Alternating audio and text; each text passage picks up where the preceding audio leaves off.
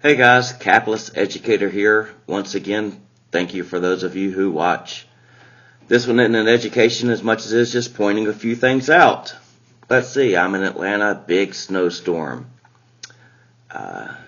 Things just kind of fell apart here. Kids stuck at schools, we got cars all over the roads, there was no preparation done whatsoever, despite 3 days of warning. We have school closings didn't happen to the last minute. There were kids actually in school when the snow was coming down. I mean, it was just awful. There's nothing done here for preparation and very little support once the snow started coming. On the other hand, Montgomery, Alabama, another big city, handled things quite well. They had trucks out with what salt and spray they could before the snow actually hit. They had already canceled school, and they probably were about 95% better off. Let's see, what's the difference between Atlanta and Montgomery? Well, first of all, Atlanta usually gets more snow than Montgomery, so they should have been better prepared. Secondly, I know, Montgomery has a Republican mayor, and Atlanta has a Democrat mayor. That kind of sounds familiar. Gee, where have we seen this before? Oh, no, those weren't mayors. They were governors during Katrina because, Louisiana had a Republican governor and Mississippi had a Democrat governor. How did those recoveries go? Let me see. I mean, most people don't realize, actually, even though New Orleans got hit pretty bad, that Louisiana actually had more damage done and more of the storm hit than it did New Orleans. But New Orleans was handled so poorly by Ray Nagin and the governor of Mississippi that it got all the news. And then, of course, it's somebody else's fault. Who got blamed for that?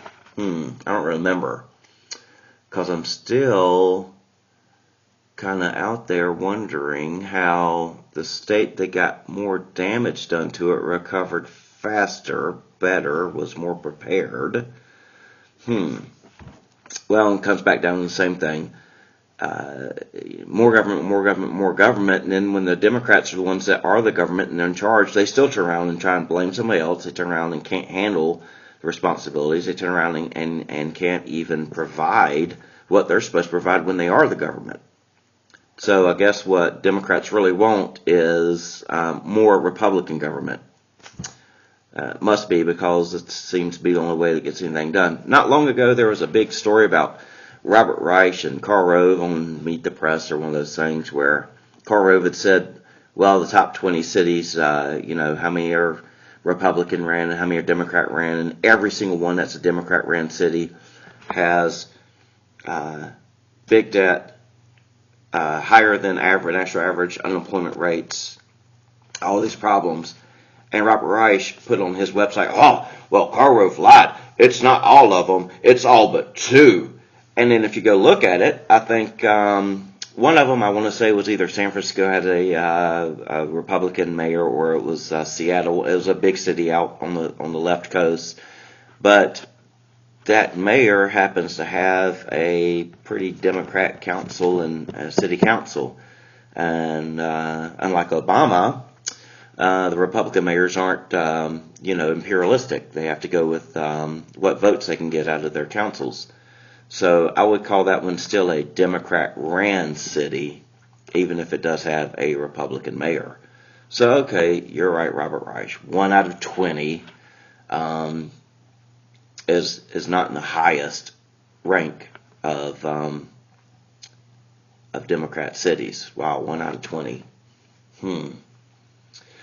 Well, sooner or later you think that somebody would see the failures. That's what I don't really get. I mean, it's just like, it's plain and simple and in your face. It's ridiculous. There's 10 times or 100 times more proof of the Democrat system failure of, the cycle of dependency, the failures of these Democrat leaders than there are global warming. But global warming, which no scientists yet said proof, they say consensus, because there is a lack of proof. But yet, there's more evidence that the Democrat system of governments that they're running is more of a failure, but yet they won't admit to that. But there's proof of something that's a consensus. Well, it's a religion.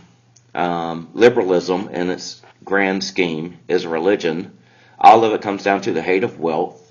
We just have to have a reason to tax, a reason to stop business. Global warming is that. Welfare is that. Every single social program is that. Well, now we have a reason to tax. We have to do all this stuff. We have to take money from these nasty rich people. And every single time you get in an argument with them, they never go say, well, we have to do this. We need this money. And we've actually calculated that, we need this amount of money. And if we tax this much, we'll get it. It's always, well, these rich people have money. They need to pay more.